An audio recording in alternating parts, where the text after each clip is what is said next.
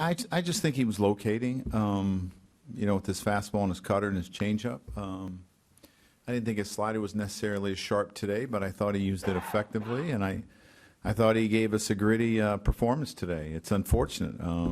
He didn't give up a lot of hard-hit balls, and you look up, and there's 4 runs on the board. You had somebody warming there in that 7th inning. What made you stick with CC in that situation? Well, I liked the way CC was still throwing the ball. He got Reimold out.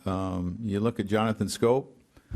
Left-handers have gotten him out a lot more than right-handers this year and in his career. I thought CC had done a good job. His base hit was an in-between hop to Didi, and I just liked what he was doing. It seems like that's happened a lot to CC lately, where guys aren't necessarily making great contact, but he's not getting the end result that he wants. Yeah. How do you wrap your head around that when you're a pitcher? You're probably extremely frustrated because, when you're not giving up hard contact, you're making good pitches. And it's frustrating for him and for us that they're turning into base hits. What did you think of Green? I thought he did a good job. Machado put a really tough at bat on him. And he didn't fold. He gave us 2 1/3 good innings, saved the other guys in the bullpen, so I thought he did a good job.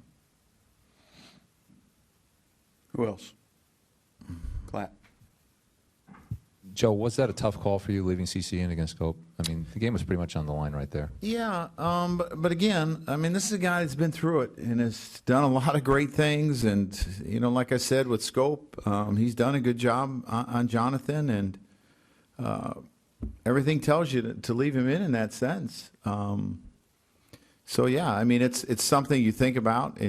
But, you look at the base hit. It wasn't hit hard. It was just extremely well placed, and I give him credit. I think he had a changeup, I think it was, and he was able to elevate it a little bit. But I still liked what CC was doing. Mark? Joe, all year you guys talk about winning series and big picture kind of things. Where you are right now, though, do you go home today thinking about we just took 3 or 4 from a good Baltimore team, or we missed the opportunity for the sweep? I think you have to look at it. You took 3 or 4 from a good Baltimore team, and you have to move on. San Francisco is going to be no easy task. You can't, have a letdown because you lost today. You got to get yourself back up tomorrow and know you're facing a really good pitcher again tomorrow. You got to find a way to scratch some runs across, and Tanaka needs to perform well. Wally? Joe, I know you said you couldn't really get length out of Swarzak today, but did you consider bringing him in just to get the last out there in the 7th inning and saving Green? Well, I've in the 7th and then doing what? And then saving Green for the 8th and the 9th?